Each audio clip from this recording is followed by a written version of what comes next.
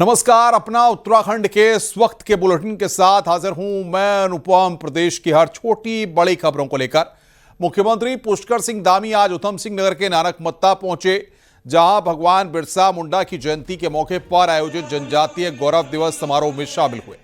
इस दौरान मुख्यमंत्री ने कई योजनाओं का शिलान्यास और लोकार्पण किया, साथ ही लोगों को संबोधित किया और कहा कि भगवान बिरसा मुंडा से प्रेरणा लेकर हमारी सरकार प्रदेश के विकास के लिए लगातार काम कर रही है। भगवान बिरसा मुंडा जी के कार्यों से प्रेरणा लेकर हमारी सरकार भी उत्तराखंड में सांस्कृतिक मूल्यों और डेमोग्राफी को संरक्षित रखने के लिए संकल्पित होकर काम कर रही है। हमने प्रदेश में सख्त धर्मांतरण विरोधी कानून लागू करने के साथ ही लैंड जिहाद, लव जिहाद और थूक जिहाद जैसी घृणित मानसिकताओं के खिलाफ कड़ी कार्रवाई सुनिश्चित की है। इसके साथ ही हमने देश में सबसे पहले समान नागरिक संहिता का कानून उत्तराखंड में लागू करके सभी को समान अधिकार देने का कार्य भी किया है। हमने संविधान के अनुच्छेद 342 के अंतर्गत वर्णित हमारी सभी अनुसूचित जनजातियों को इस संहिता से बाहर रखा है, जिससे हमारी जनजातियों और उनकी रीति रिवाजों का संरक्षण किया जा सके, संवर्धन किया जा सके और उनको सबको आगे बढ़ने का अवसर मिल पाए। आज के इस अवसर पर मैं कोई बहुत राजनीतिक बात नहीं करना चाहता, पर इतना अवश्य कहूंगा कि आज भी कुछ लोग जो विकास के कार्यों को अवरुद्ध करने की राजनीति करने में लगे हैं, लेकिन मैं आप सभी को विश्वास दिलाता हूं कि प्रदेश के विकास में हम कोई बाधा नहीं आने देंगे, कोई रुकावट नहीं आने देंगे। ये काम अनवरत रूप से आगे बढ़ेंगे। मुख्यमंत्री पुष्कर सिंह धामी हरिद्वार के दौरे पर भी रहे। शनिवार शाम हरिद्वार के भूपतवाला स्थित ललिता आश्रम पहुंचे मुख्यमंत्री ने भागवत कथा आयोजन के समापन कार्यक्रम में प्रतिभाग किया। इस दौरान उन्होंने साधु संतों से मुलाकात भी की। सीएम के दौरे के दौरान हरिद्वार के भाजपा नेताओं और जिला प्रशासन ने भी मुख्यमंत्री का स्वागत किया। संतों से भेंट कर आशीर्वाद लेने के बाद मुख्यमंत्री राजधानी देहरादून रवाना हो गए।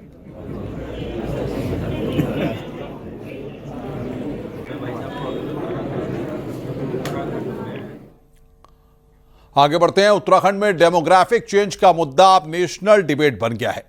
प्रधानमंत्री नरेंद्र मोदी ने 9 नवंबर को इस पर बातचीत की थी और अब हल्द्वानी में सीएससी सेंटर पर छापे के बाद सियासत और तेज हो गई है।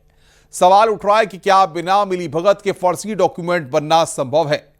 आइए देखते हैं हमारी ये रिपोर्ट।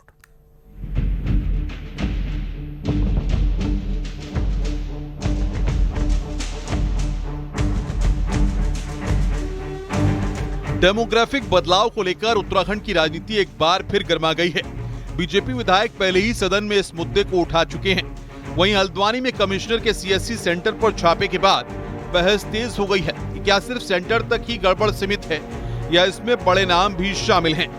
बीजेपी नेताओं का कहना है कि बिना संगठित प्लानिंग के संभव नहीं है। निश्चित तौर पर इसमें सीधा सीधा अगर सीएससी सेंटर से काम चल रहा है या कोई एक कर्मचारी अगर इस काम को कर रहा है, तो बाकी लोग जिनकी जिम्मेदारी उसकी मॉनिटरिंग की है, वो लोग क्या कर रहे हैं? मौके पर जांच क्यों नहीं हो रही है? जांच बाद रिपोर्टें ठीक क्यों नहीं हो रही हैं? और उसको स्वीकृतियां कैसे मिल जा रही है बिना जांच के? ये कंप्लीट एक रैकेट है। ऐसे लोगों के खिलाफ भी कार्रवाई होनी चाहिए और ये जांच होनी चाहिए और उच्च स्तर की जांच होनी चाहिए। मैं तो अधिकारियों से भी कहना चाहूंगा कि इसमें आपको गहनता से जांच होनी चाहिए और जिस तरह से मुख्यमंत्री जी के निर्देश है। न्यूज़ 18 ने कॉमन सर्विस सेंटर संचालकों से बातचीत कर पूरे प्रोसेस को समझा। उनका कहना है कि वेबसाइट पर इतने नियम हैं कि एक भी दस्तावेज अधूरा होने पर फॉर्म अपलोड नहीं होता। छोटी सी कमी पर एप्लीकेशन रिजेक्ट हो जाती है। ऐसे में सवाल उठता है कि गड़बड़ कहीं ऊपरी स्तर पर तो नहीं हो रही।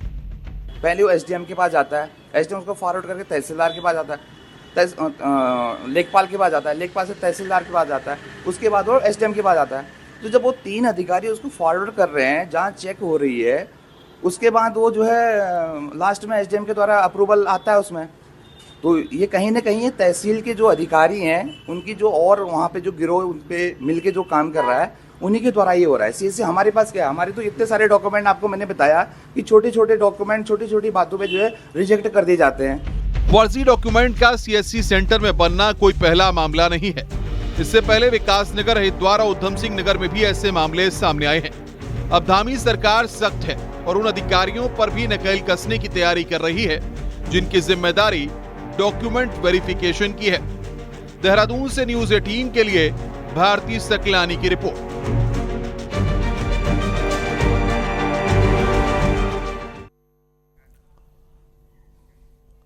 हरिद्वार से खबर, जहां पर लक्सर इलाके में अवैध मजार पर बुलडोजर चला है। ग्राम समाज की जमीन पर बनी अवैध मजार पर प्रशासन की टीम ने बुलडोजर चलाकर ध्वस्त कर दिया। इस दौरान प्रशासन की टीम के साथ भारी पुलिस फोर्स तैनात रहा। बता दें कि सरकारी जमीनों पर अवैध कब्जों को लेकर धामी सरकार की जीरो टॉलरेंस की नीति है, जिसके तहत इस अवैध मजार पर बुलडोजर चला है। वहीं जिले भर में अवैध निर्माणों पर लगातार एक्शन लिया जा रहा है। बता दें कि अब तक सरकार 9,500 एकड़ भूमि कब्जा मुक्त करवा चुकी है और 560 से अधिक अवैध मजारें हटाई जा चुकी हैं।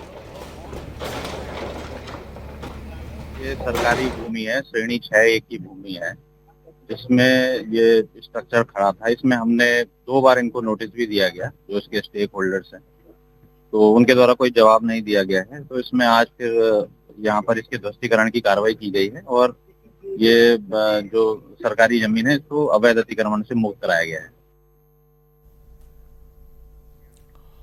हरिद्वार जिले के लक्सर में एक जमीन पर डॉक्टर भीमराव अंबेडकर की मूर्ति लगाने को लेकर विवाद हो गया। मामला लक्सर तहसील के क्षेत्र के कंकर खाता गांव का है, जहां पर एक विवादित जमीन पर कुछ लोगों ने रातों रात अंबेडकर की मूर्ति स्थापित कर दी। इसके बाद 2 पक्ष आमने सामने आ गए और मौके पर तनाव की स्थिति बन गई। सूचना पाकर प्रशासन और पुलिस मौके पर पहुंची और स्थिति को काबू में किया गया। मौके पर तनाव को देखते हुए भारी पुलिस बल की तैनाती की गई है। अधिकारियों की मौजूदगी में दोनों पक्षों को समझाकर यथास्थिति बनाए रखने के निर्देश दिए गए। अधिकारियों ने जानकारी दी कि विवादित जमीन का मामला कोर्ट में चल रहा है। इस बीच एक पक्ष की ओर से जमीन पर निर्माण शुरू कर दिया गया, वहीं दूसरे पक्ष ने यहां अंबेडकर की मूर्ति स्थापित कर दी। फिलहाल कोर्ट का फैसला आने तक दोनों पक्ष यथास्थिति बनाए रखने के लिए राजी हो गए हैं।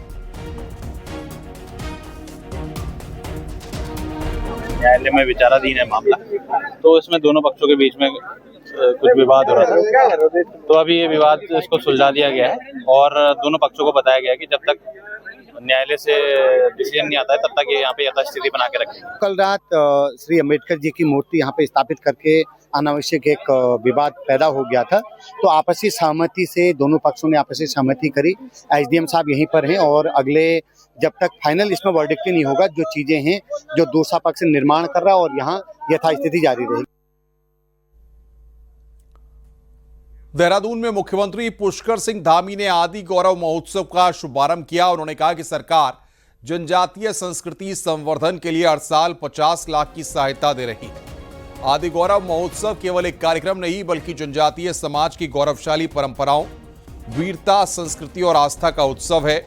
ऐसे आयोजन जनजातीय कलाकारों को अपनी प्रतिभा दिखाने का मंच देते हैं। सरकार का फोकस जनजातीय गांवों पर है, जहां 128 गांवों का चयन शिक्षा, स्वास्थ्य और आर्थिक सशक्तिकरण के लिए किया गया है।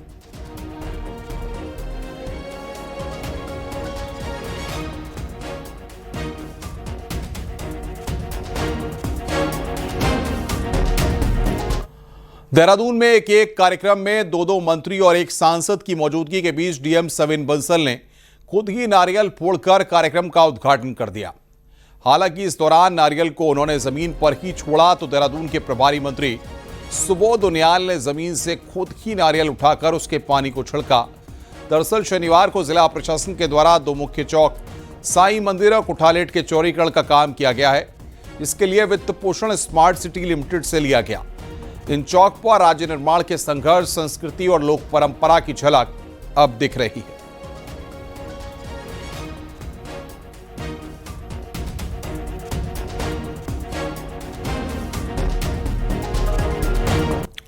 उत्तराखंड में आज बड़े पैमाने पर मॉक ड्रिल का आयोजन किया गया। ये मॉक ड्रिल भूकंप के दौरान आने वाली परेशानियों को लेकर राज्य आपदा प्रबंधन विभाग की ओर से की गई है। प्रदेश के सभी 13 जिलों में 80 से ज्यादा जगहों पर मॉक ड्रिल का आयोजन किया गया और आपदा प्रबंधन विभाग ने अपनी तैयारियों को परखा है। आपको 6 तस्वीरें दिखा रहे हैं कैसे अलग अलग जगहों पर मॉक ड्रिल का आयोजन किया गया। देहरादून, हरिद्वार, ऋषिकेश के साथ ही उत्तरकाशी, चमोली और अल्मोड़ा में भी भूकंप को लेकर तैयारियां परखी गईं। मॉक ड्रिल का आयोजन किया गया।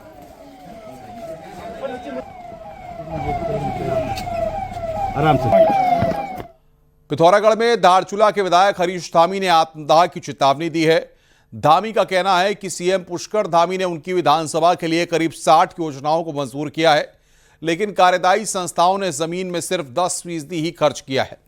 ऐसे में विधायक ने चेतावनी दी है कि अगर इन विभागों के खिलाफ कोई ठोस कार्रवाई नहीं होती है तो वे पहले विधानसभा में आमरण अनशन करेंगे और अगर फिर भी उनकी मांगों को पूरा नहीं किया गया तो वे आत्मदाह करने के लिए मजबूर होंगे। आज नहीं हुई तो मैं विधानसभा में पहले आमरण अनशन करूंगा, उसके बाद नहीं तो आत्मदाह करूंगा। लेकिन मैं इन भ्रष्टाचारियों को, ये अंडल मंडल कमंडल जो ये भ्रष्टाचार फैला रहे हैं, इनको बख्शूंगा नहीं। आगे बढ़ते हैं। रुड़की के गणेशपुर में कई लोगों ने मकान बिकाऊ के पोस्टर लगाए हैं।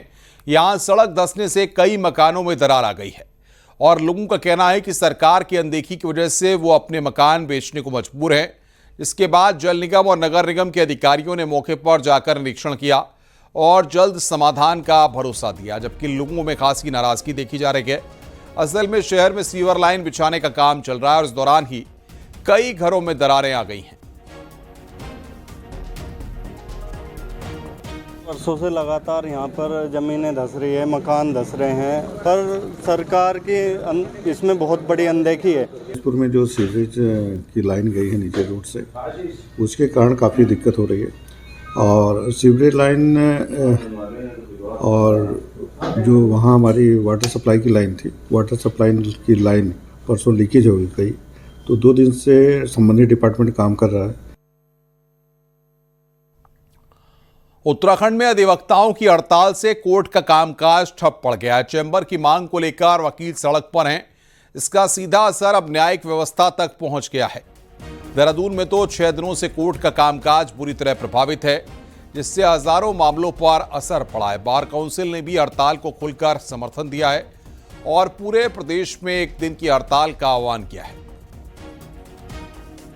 जो ये आम जन है, जो कचहरी का काम है, जिससे आम लोग त्रस्त हैं, डिले से होता है या कुछ होता है, अब तो होना ही बंद हो गया है। इतने दिन से यही स्थिति चल रही है। हम देख रहे हैं जो हमारी डिमांड्स हैं वो कई लंबे अरसे से चल रही थी। एक नया जुडिशरी का कैंपस बन गया, लेकिन हमको भूमि वहाँ जो अलॉट हुई वो हुई है मात्र 5 बीघा, और उस 5 बीघा वो है अपर्याप्त, क्योंकि अधिवक्तागण संख्या बहुत ज्यादा है। और आइए अब देखते हैं पहाड़ की 10 बड़ी खबरें। पहाड़ टॉप 10। पर्वतारोही बछेंद्री पाल ने मुख्यमंत्री राहत कोष के लिए 10 लाख का चेक दिया। इसे विनोद उनियाल ने मुख्यमंत्री धामी को सौंपा है।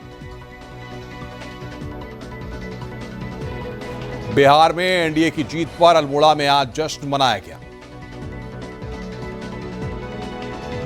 नैनीताल में माल रोड के काम में हो रही देरी पर लोक निर्माण विभाग ने कार्यदायी संस्था को नोटिस जारी किया है। अल्मोड़ा के चौकुटिया में डॉक्टर अस्पताल की मांग पर आमरण अनशन जारी है। अल्मोड़ा के जीबी पंत संस्थान में 3 दिन का हिमालयन कॉन्क्लेव आयोजित किया गया। अल्मोड़ा में जिला स्तरीय विज्ञान महोत्सव आयोजित किया गया, जिसमें सभी ब्लॉकों के स्टूडेंट्स ने शिरकत की।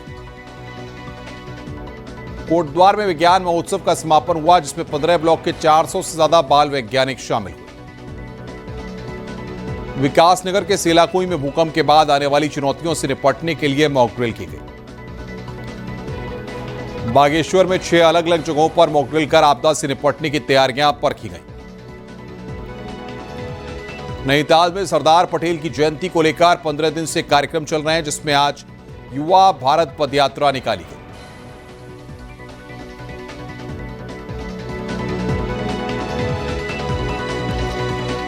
आगे बढ़ते हैं। नैनीताल डीएम ने भीमताल विकास भवन में अधिकारियों की बैठक ली, जिसमें पीएमजीएसवाई के अधिकारियों को जमकर फटकार लगाई गई। डीएम ने सभी फील्ड अधिकारियों को फील्ड पर जाकर काम देखने के लिए कहा है। साथ ही कहा कि कोई ठेकेदार लापरवाही बरत रहा है तो उस पर कार्रवाई की जाए। बैठक में ही सामने आया कि 70 करोड़ 20 लाख 50 हजार की जिला योजना में सिर्फ 38 लाख 71 हजार ही खर्च किया गया है, जो कि हैरानी भरा है। ये कहा गया है कि जो लोग हैं दूरस्थ क्षेत्रों में रहने वाले, उनके हितों से समझौता नहीं किया जाएगा और जो इसके लिए जिम्मेदार अधिकारी हैं उनकी जवाबदेही तय की जाएगी। नेक्स्ट मीटिंग तक इनको कहा गया है कि जितना इनका बैकलॉग है। आगे बढ़ते हैं। राजाजी टाइगर रिजर्व के गेट भी आज से जंगल सफारी के लिए खोल दिए गए हैं। शनिवार सुबह पार्क प्रशासन ने पूजा कर पार्क के सभी गेटों को खोल दिया। मॉनसून सीजन और मरम्मत के लिए हर साल जून से नवंबर तक 5 महीनों के लिए पार्क को बंद रखा जाता है। आपको बता दें कि राजाजी टाइगर रिजर्व जंगली हाथी, लेपर्ड के साथ दूसरे वन्य जीवों और प्राकृतिक सौंदर्य के नज़ारों के लिए विख्यात है।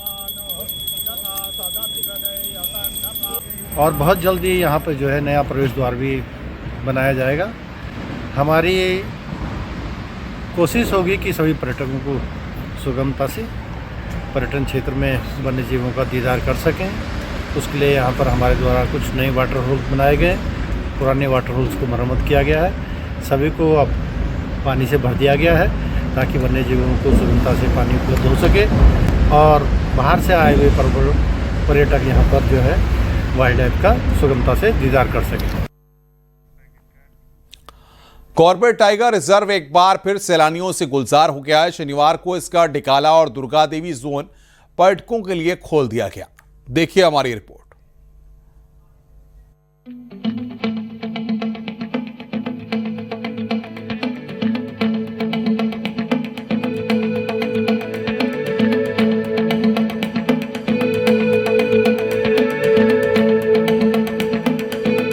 मॉनसून सीजन में 5 महीने बंद रहने के बाद कॉर्बेट का ढिकाला जोन पर्यटकों के लिए खोल दिया गया है। इस जोन के खुलने से सैलानी उत्साहित दिखे। कॉर्बेट में बाघ का रोमांच पर्यटकों के सिर चढ़कर बोलता है। वहाँ देश विदेश से आने वाले पर्यटकों में जैसे बाघ देखने की होड़ लगी रहती है और ढिकाला तो टाइगर साइटिंग के लिए पर्यटकों में बहुत लोकप्रिय है।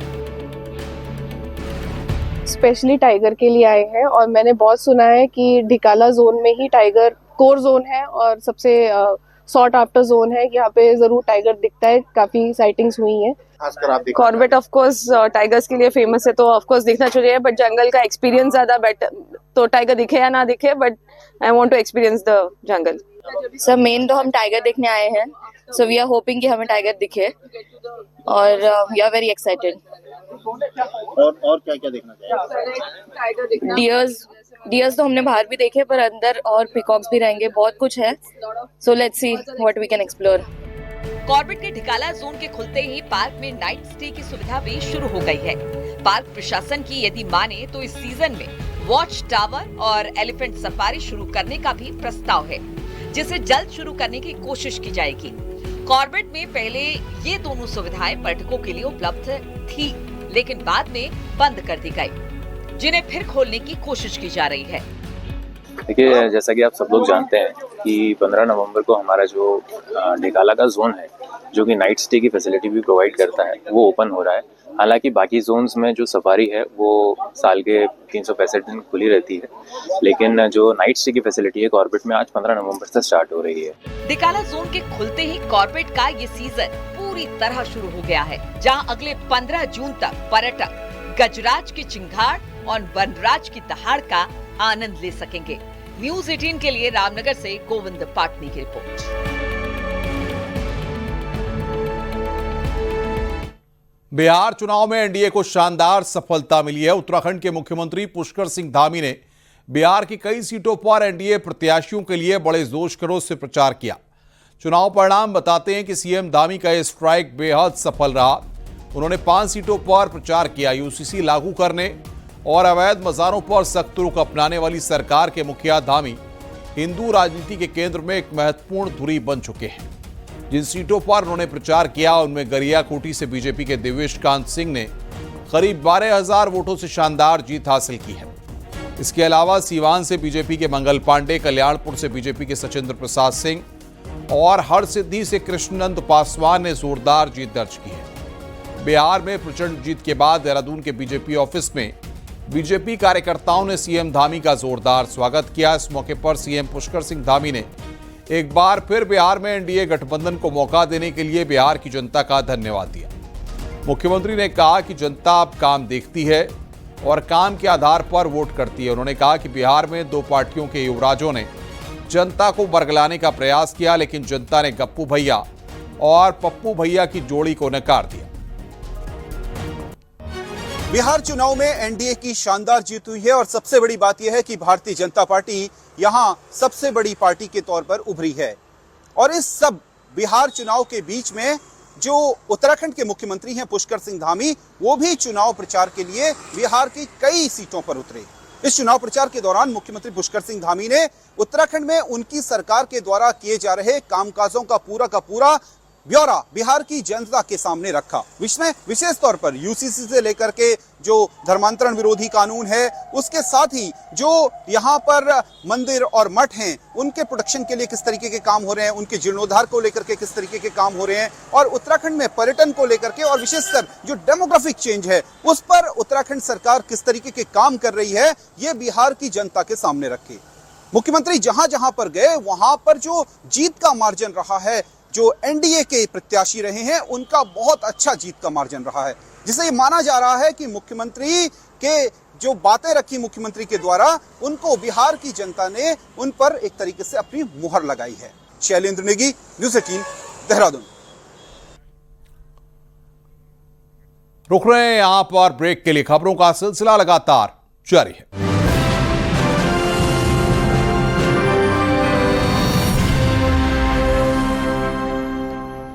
आप देख रहे हैं न्यूज़ 18 उत्तर प्रदेश उत्तराखंड।